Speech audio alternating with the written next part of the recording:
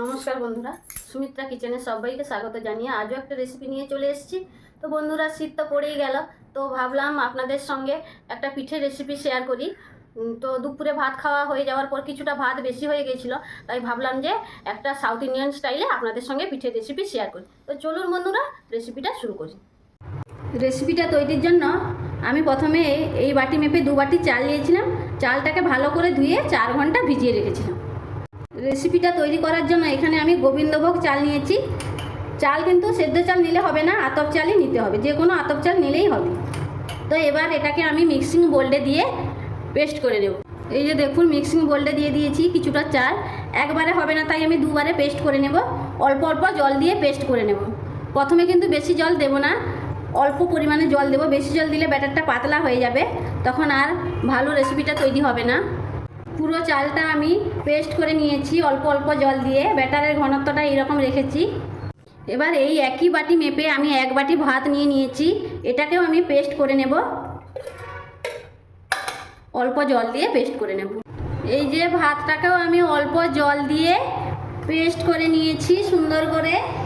এবার এটা দিয়ে দেব। এবার এতে স্বাদ মতো লবণ দিয়ে দেব। আমি এই চামচটা 1.5 চামচ মতো দিচ্ছি। আর মিশিয়ে নেব। আর আমি চিনি গুঁড়ো করে রেখেছিলাম, এবার চিনি গুঁড়োটা দিয়ে দেব। চিনিটা আপনারা যে যার স্বাদ মতো দেবেন।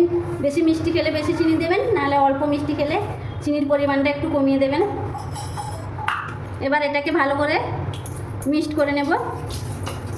চিনি দিয়ে ভালো করে মিক্সড করে নিয়েছি। এবার গোটা 4-5 এলাচ নিয়ে হালকা ভেজে নিয়েছিলাম, দিয়ে থেতো করে নিয়েছি, এটাও দিয়ে দেব। এবার কিছুটা চীনাবাদাম নিয়েছি।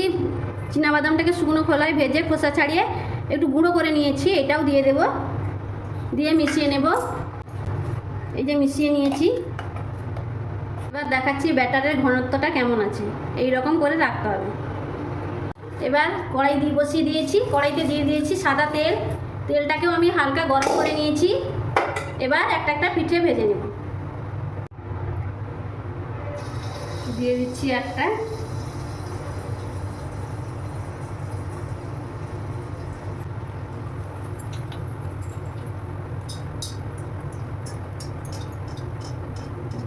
কি সুন্দর ফুলে উঠেছে।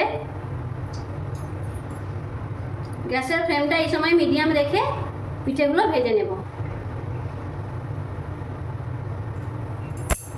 দেখুন বন্ধুরা, একটা পিঠে আমার ভাজা হয়ে গেল। এটা আমি তুলে নেব।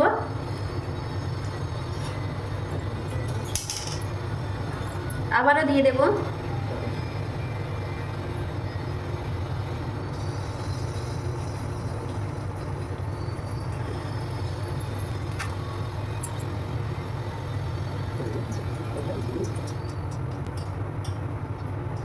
প্রত্যেকটা পিঠে আমার খুব সুন্দরভাবে ফুলে যাচ্ছে।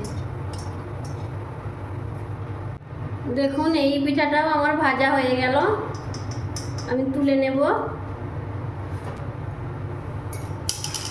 আবারও একটা দিয়ে দেব।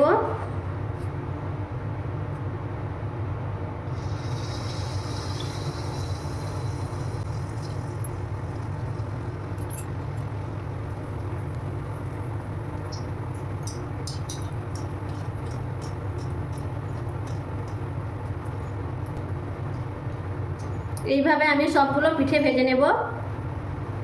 বন্ধুরা, রেসিপি ভালো লাগলে একটা লাইক দেবেন, কেমন লাগলো কমেন্ট করে জানাবেন।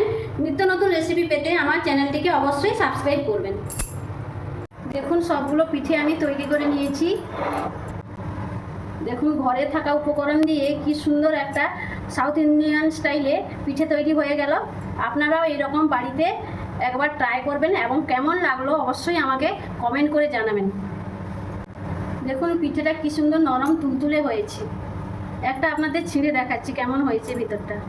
এ দেখেছেন কত সুন্দর হয়েছে পিঠেটা। এই যে। তো বন্ধুরা, আজকের রেসিপিটা এখানেই শেষ করছি। দেখা হবে অন্য কোনো রেসিপি নিয়ে অন্য ভিডিওতে। সবাই সুস্থ থাকুন, ভালো থাকুন।